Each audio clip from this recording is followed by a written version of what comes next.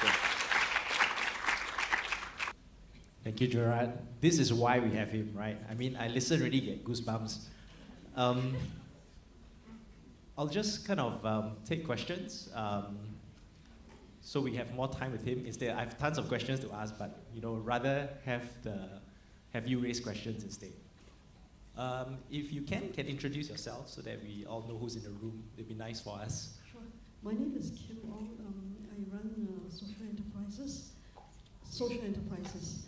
And I'm thinking of, like, for example, whether like Yishun specifically, like Yishun Family Service Center, is it possible that like they bring mothers or needy mothers together, and then so that to start this coming together to help each other, since they're all from the same zone.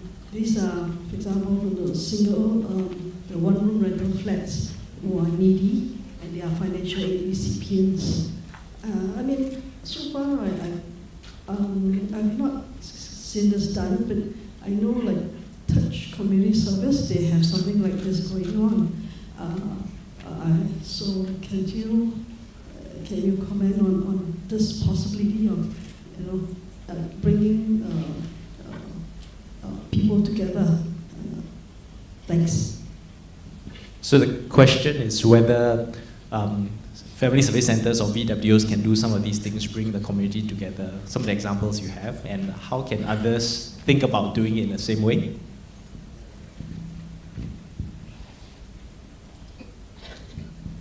I think the very first thing we have to ask ourselves is, what is our identity?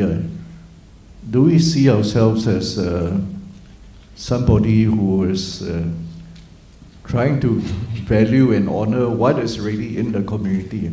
Or do we see ourselves as experts who come here or because there's a need in the community to be filled? So it's actually fundamentally, we do have to make this very distinct difference that we try and get people to help themselves. We're not trying to come here to help people.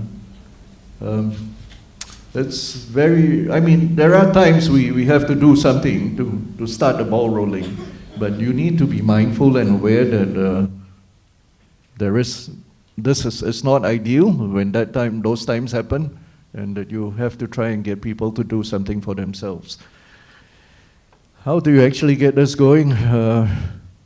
Try not to provide a service. Don't try to hold a space to listen to why are people gathered, what is it people want to do for themselves, and perhaps how can you facilitate that? So the way we facilitate it sometimes is link them to resources and just create a context. I'm not sure if I've answered you, but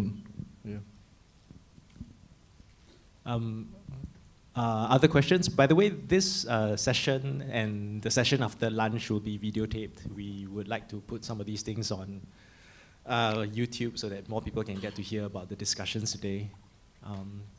Anyone else have questions? Yes, please.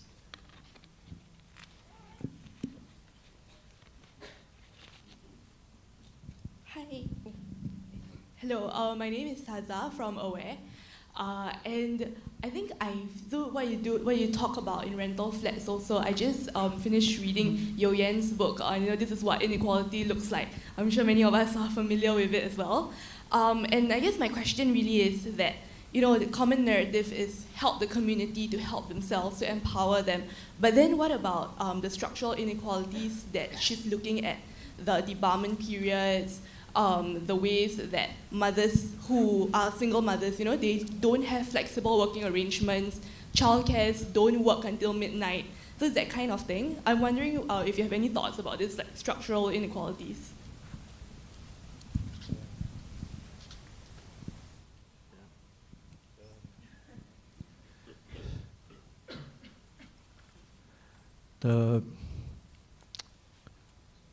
Really depends on how you frame an issue. I think if you You look at this room. This room is a structure.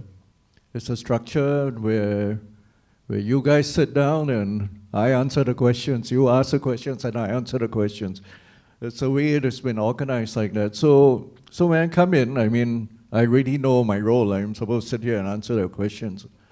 There is also another way of organizing today's event, and when we look at how society is structured, as of today, if you look at UN's book, yeah, the way Singapore society is structured, it produces that type of inequality.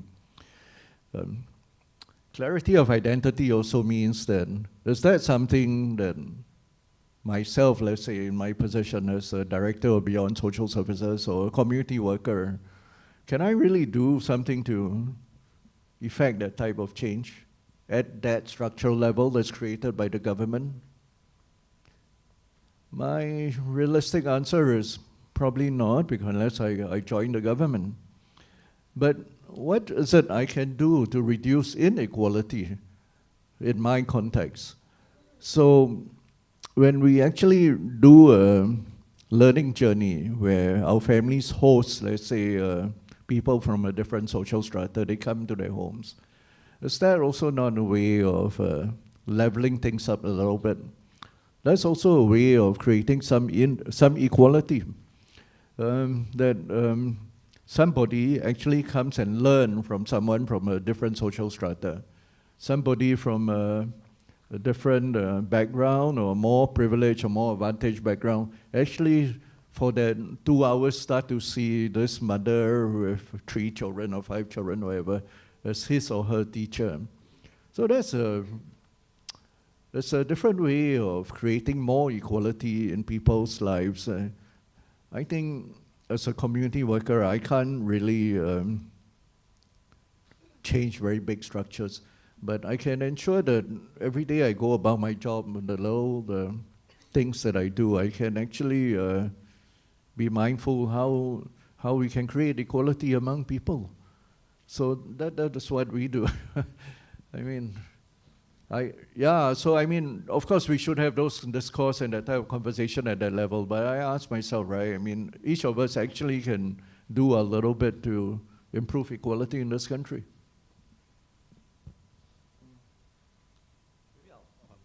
Maybe I'll add in a question of my own. What do you think of the state of community involvement in Singapore? My own sense is, okay, if let's say the phone rings, somebody's phone rings now, and they start chatting loudly in this auditorium and it annoys others, are you going to go to IPS organizers and say, you should do something about this problem, which is the instinct of most Singaporeans? Complain to the authorities will do it. Or are you going to do it yourself? Say, you can do it nicely, or you can do it artfully, or you can do it badly. But the thing is, most Singaporeans are afraid of doing that. So what's your sense? Are we like fussy customers because the government has done a good job providing services? So we fold our arms and we say, we just complain to the authorities. What's your sense of, are we ready and able to move there? Even I'm guilty of, I myself am very guilty of not taking on my own rights, not exercising my right as a citizen. I mean, I go to a swimming pool and do my laps, and there are people, hunks, who are better looking than me, who stand at a corner and don't swim. And sometimes I wonder to myself and say, hey, can't the lifeguard ask them to get out of the way, because this is a lane that you're supposed to swim continuously, but well, maybe they are hunks, so they have a privilege. But you were once a hunk. No. But so I have to go tell them, hey guys, go chat the other side, right? But by doing that, you have to take responsibility. So what's happening here? What's happening here is actually we are so used to consuming, we don't try to act on our own anymore. If there's a problem, you just have to tell the fellow, hey, excuse me, let's don't do that or whatever. I mean, but we have to take responsibility. We have to own our place in the auditorium or in the swimming pool, for that matter. I mean, but what has happened with the very consumer mindset is that I know you guys have needs. Whatever your need, I have an answer. You just have to pay me a little bit more. And I'll give you that answer. And I think predominantly we have become that type of society. We're so used to buying things rather than trying to create some things for ourselves. And also kind of interesting, I mean, if you live in a HDB flat and, you know, your neighbors do things that annoy you, you complain town council. And the implication of that is the town council knows all the problems, all the issues, all the troublemakers, all the good ones, but you don't know one another. Yeah. Right? You don't know what's going on in your neighborhood. Yeah. And they don't have the solution, actually. Yeah, Yeah, and they they're don't not have in the a solution. position to act. Other questions? Yes. Yeah, yeah. Okay, you first, then you. Thank you. Hi. Since it's near the mic. My name is John. I'm from MVPC. So I think it's great to really hear from really a practitioner on the ground. And some of these questions that I have is really about how do you implement it. I think one thing that you admit about ABCD is you mentioned at the start that, you know, it's a bit different from the needs-based kind of thing. So my question is, how do you actually manage the expectation of your supposed potential clients or people who actually stays in the community? People will be like, hey, you should be doing this for me. You should be like, meeting my needs. But here you are saying that, no, I'm not going to do that.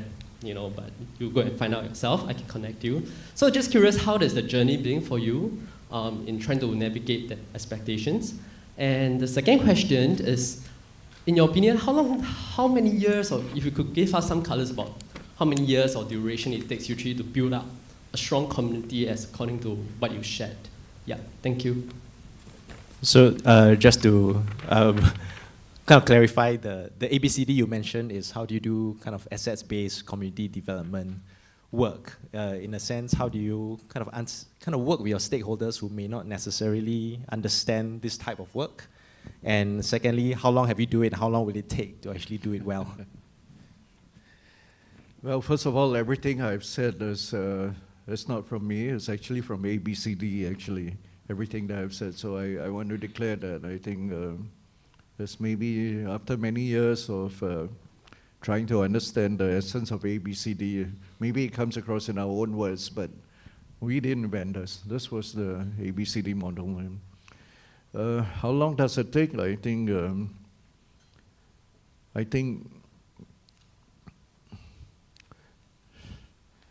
what type of answer you want me to give you? I mean, for ourselves, our own benchmarks, if we want to get to know a neighborhood, it takes about 6 months of going out there, knocking on every door, speaking to every resident, collating the information, making sense of the information. So for us, it takes about 6 months.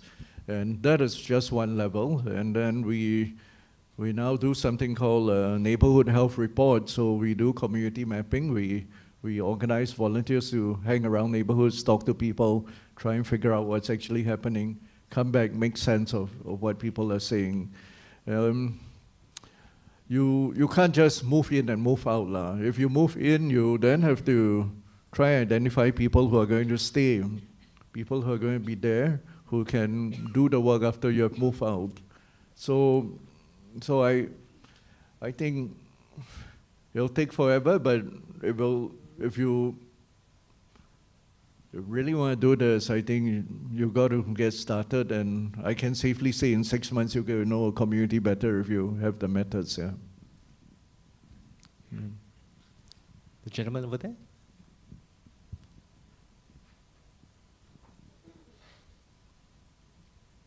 Hi, I'm Hazim from A Little Change. My question is basically more on use, and because right now there's a lot of mindset on like how you look at problems, and you always try and identify needs and problems. And of course, in the speech you gave, you talked about looking at more of the benefits and more of the strengths of the community. And of course, this immersion takes generally a very long time. And youths nowadays, you like to explore different communities, and of course, tying down to one specific community is going to be tough for some people. So, what would your advice be for those people, and especially like the benefits of immersing in one community? So basically, I'm kind of explaining to Gerard because I have a big hearing problem here. so youths like to explore and try different things. How do you get them to commit to a community for a long time?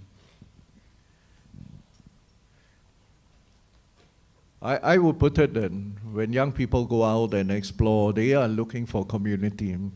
Their peer group becomes their community. So that is how I would look at it. I think not every young person would go out and explore. I think they go out and explore because they don't have a sense of community with their families, or they don't belong to something they feel that they are a bigger part of. So if young people are part of a football team, for instance, and that football team becomes their community, and that football team then has a whole different practices and rituals, they got tournaments and they got everything, they got a whole different life, that is that young person's community. But if you're talking about other people, yeah, I think we got to recognize that they are looking for community, and when you get them to come together, you should ask them the question, why do they come together for? What is it they want to do? Create that they can't do alone, but only as a group. I think those two questions that I started off right at the beginning would be important for a group of young people. Thank you, Gerard. I think we'll end the Q&A for now, but we'll still get a chance to have Gerard at the end of, there's a panel at the end with Jing Zhou and Xiao Qing. So let's give Gerard a round of applause for now and save some more for later.